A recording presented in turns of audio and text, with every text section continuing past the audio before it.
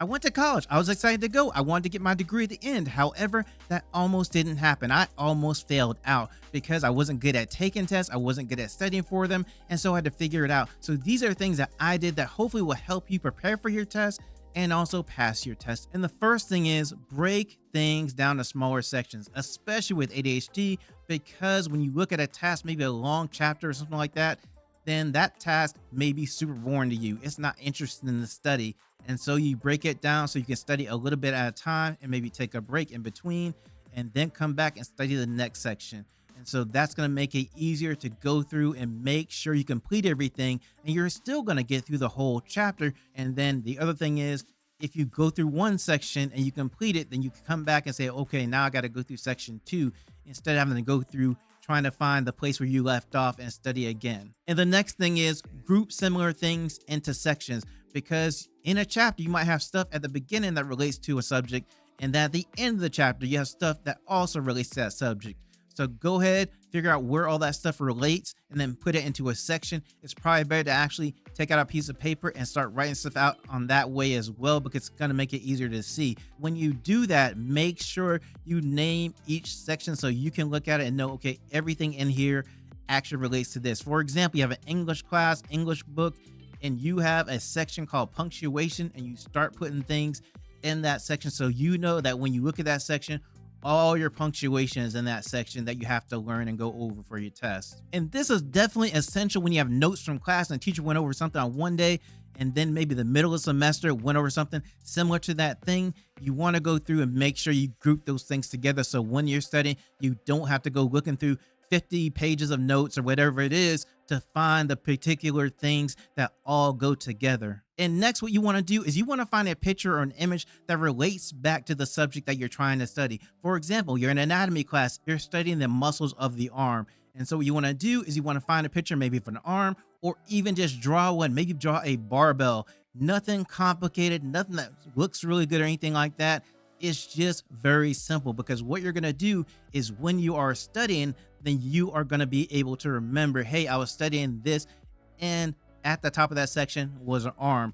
As you're at the test, then you will start to remember when you were studying all the muscles of the arm, hey, I had a picture of an arm there, and then you will start to remember things under that section. I promise you it does work, because you're going to remember how you were studying, where you were at when you were studying, and then you will start to remember things in that section. You may even start to remember the things that you had in order in that section and you got through that whole thing, because what you're doing is actually relating that picture to that section, and then that picture is going to remind you of the experience of studying, and then you're going to be able to recall information much better for your test or exam. And next, make sure you're viewing information 10 to 30 minutes daily. And the reason is because a lot of times you need the repetition with ADHD, because you could be reading something, get distracted, and then try to come back and not realize what you've read, or you just have went to lunch or did something else as you were in the process of studying, and then you realize, hey, I don't remember this thing. So it's good to go over things every day, go over different sections every day, so that when you get to the test, you've seen this information a lot of times or written this information a lot of times. It's going to be much easier to go into the exam prepared and pass that exam when you have gone through and actually done this repetition. And do not forget to review your old tests and old quizzes, because a lot of times the information from those ends up on your midterm or final.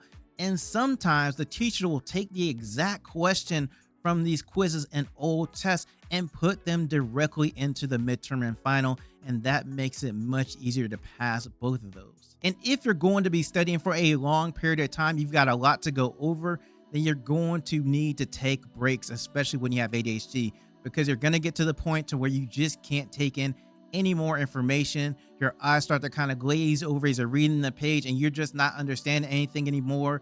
That means you need to take a break and let your brain have a break, and then come back refreshed and then approach the information again, because trying to study for 2 to 3 to 4 hours when you have ADHD is probably not going to work.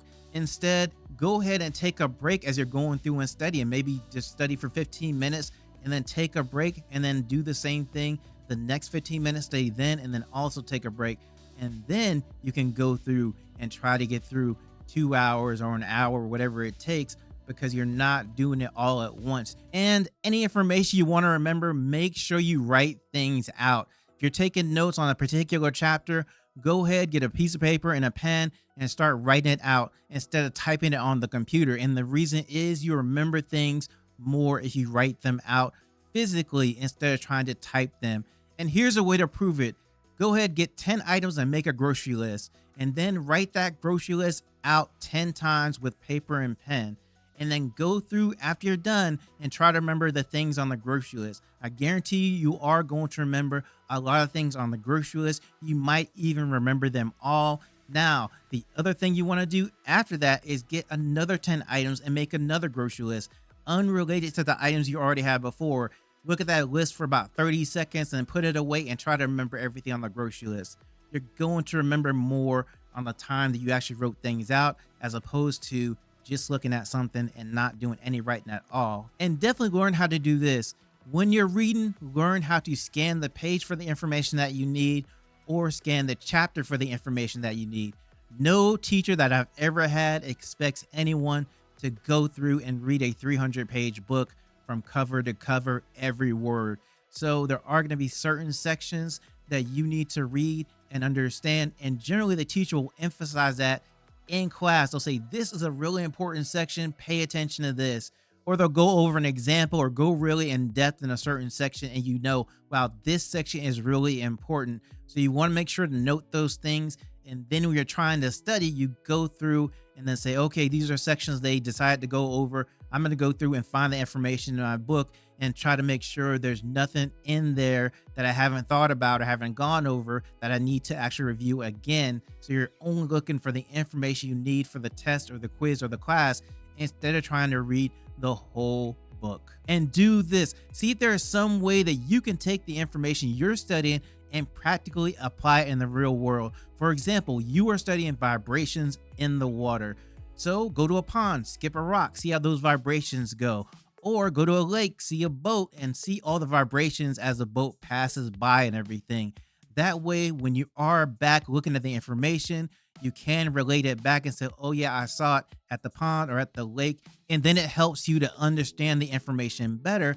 And then when you're on the test, you will also remember those experiences, and then you'll be able to recall the information better as well. And even though I never had one of these when I was in college, use a fidget toy. It does actually help to calm you, release some stress as you're trying to study. And that's a good thing because then you can actually concentrate on taking the information in as well. And sometimes the tactile stimulation of it is just like something that you need to pay attention to whatever you're trying to study. It helps you focus. And some people are just really tactile stimulation type learners. And the advantage of this is that you're not going to disturb your roommate by clicking a pen like I did or bouncing your leg up and down. You'll be able to study and they will be able to concentrate and study as well. And one great way to know how prepared you are for a test or a quiz is to get into a study group. Now, the thing about a study group, you're able to ask questions back and forth, bounce ideas back and forth, and then you're going to be able to hear other people's answers and you're gonna hear the information a lot more. And so after you leave the study group, you're gonna be able to feel a little bit better because you know, hey, I had a question about this. I got that question answered. Hey, you know, I didn't know that thing about this certain thing. And now that you know that thing, that you can go get better prepared for the test as you go and do your studying again. And you can do study groups online or in person. With ADHD, I would urge you to go in person to a study group. And the reason is because when you're in the presence of other people, it motivates you to actually do the work or get through whatever you're trying to study. And even if you don't do a study group, invite a friend over that's going to be there and help you.